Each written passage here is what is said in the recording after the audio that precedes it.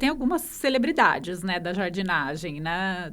Digamos assim, né? Phalaenopsis é a orquídea mais vendida no país inteiro. Ela é uma celebridade. E entre as plantas, cactos, samambaias, amiocucas e ficus suculentas. Isso segundo uma pesquisa do Ibraflor, Instituto Brasileiro de Floricultura. São algumas das plantas mais vendidas. O ficus, por exemplo, está aqui. Tem algumas espécies dele. Esse daqui é uma novidade.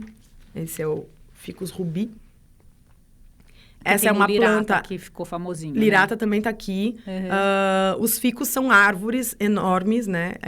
E que elas conseguem chegar a 30 metros de altura se você plantar no chão.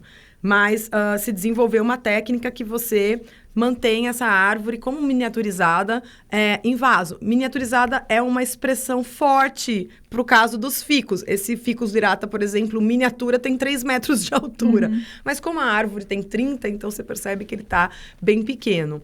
Essas são plantas que demonstram uma tendência muito interessante no paisagismo, coisa dos últimos 5, 7 anos. A gente vinha vindo para um movimento de miniaturização, de potinhos cada vez menores e de plantinhas pequenas.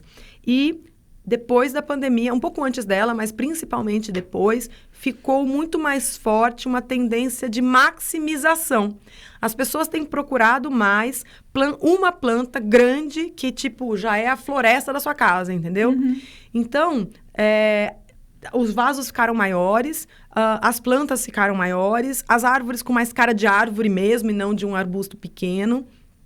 O mercado também assumiu tripés, suportes para elevar essas plantas do chão, para deixá-las como um todo maior. Então, tudo bem, você não tem espaço para uma planta de 3 metros, mas você tem espaço para uma planta de 1 em cima de um suporte de 2. E criar essa configuração de floresta urbana um pouco, né? Exatamente. Outra coisa que é uma tendência e que esse livrinho também ajuda a reforçar é uma procura, principalmente do público mais jovem, por folhagem. Acabou que flor virou uma coisa dos nossos pais e avós e folha do pessoal mais novo. Então, a ideia do Urban Jungle é uma ideia de ter mais folhagem na sua sala, na sua casa, do que flor. Então, é um olhar de vou valorizar uma planta que tem um rajado bonito, que tem um recorte interessante nas folhas, que parece ter sido pincelada, ou então que tem uma folha que é colorida. Isso tudo faz uma diferença gritante no paisagismo, porque a flor ela é muito passageira, né? Sim. A folha não. Então, quando você tem um projeto que está bem montado do ponto de vista de folhas com texturas, formatos e cores diferentes, tamanhos diferentes, ele é muito mais perene, te dá uma sensação de prazer maior ao longo do ano do que somente o projeto focado em flor, que você tem que ficar renovando quando está sem flor. E a flor precisa de sol, né? Também temos esse problema, embora tenha algumas flores de sombra, de sombra. Antúrio, por exemplo, ciclamen, o lírio da paz.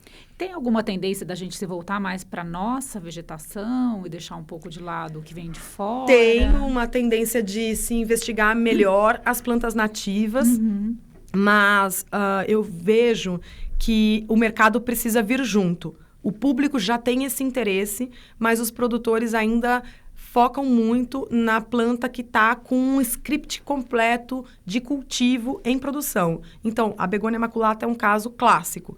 Ela é nativa do Brasil, só que ela só explodiu quando os holandeses criam uma versão melhorada dela, vendem a patente dela para o país inteiro, não só o Brasil, mas outros países, né? Então, ela é disseminada nas feiras internacionais para outros lugares.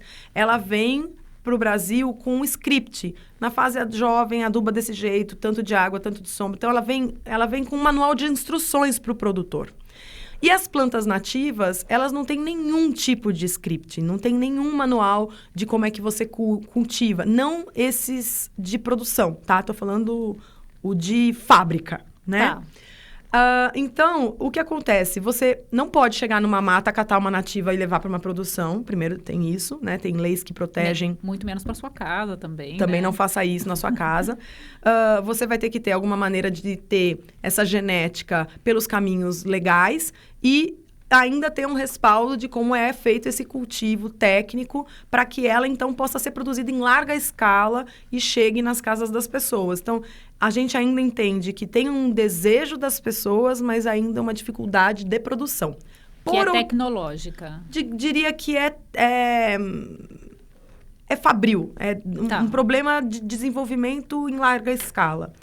Mas existem muitas plantas que são nativas do Brasil, já são vendidas de larga forma e as pessoas não sabem. Vou dar um exemplo bem clássico, que inclusive leva o nome do Burle Marx. Tem uma calateia, chamada Calatheia Burle Marx, que é uma planta nativa do Brasil, que já é comercializada até em supermercado e que muita gente não se lembra que ela é nativa. As pessoas falam, eu quero exemplos de plantas nativas. Tá, essa é. E é muito comum, né? Muito comum. Muito comum. Essa é. Então, assim, o que eu acho que falta, isso eu acho já há muitos anos, porque quando eu entrei na jardinagem eu também já achava que faltava, é que as informações das plantas, elas ainda estão muito setorizadas. Vou te dar um exemplo. Quem trabalha com planta, com pomar, por exemplo, fala do universo da fruta como se aquela planta frutífera não tivesse propriedades medicinais, por exemplo. Se eu tiver com diarreia, eu posso usar a folha da goiabeira e preparar um chá com a folha da goiabeira para segurar o meu intestino um pouco, sabe? Então, a pessoa que trabalha com pomar não tem a menor ideia disso. Aí, se eu trabalho com jardins verticais, eu não tenho a menor ideia sobre plantas nativas. Se eu trabalho com nativas, eu não trabalho com punk. Se eu trabalho com punk, eu não trabalho com óleos essenciais. Se eu trabalho com o agro, com as plantas que são commodities, trigo, algodão, soja, milho, eu não sei nada da parte medicinal. Você entendeu? É tudo compartimentado. Então, o que acontece é que você nunca tem uma informação global daquela planta. Você não pega aquela planta e fala, olha, a folha pode ser usada assim, ou a extração de óleo serve para isso, essa planta fica com esse tamanho, ela é produzida nos países tal e tal, né? Comam a flor do feijão. Comam a flor do feijão. Pode plantar o milho da pipoca que foi comprado, que foi produzida por um sítio, uma fazenda, não tem nenhum problema, você pode plantar, ele vira um matinho para o seu bicho de estimação. Tá tudo separado. As coisas que os bichos de estimação podem comer estão dentro do universo da veterinária, as coisas que eles não podem comer estão dentro do universo da veterinária,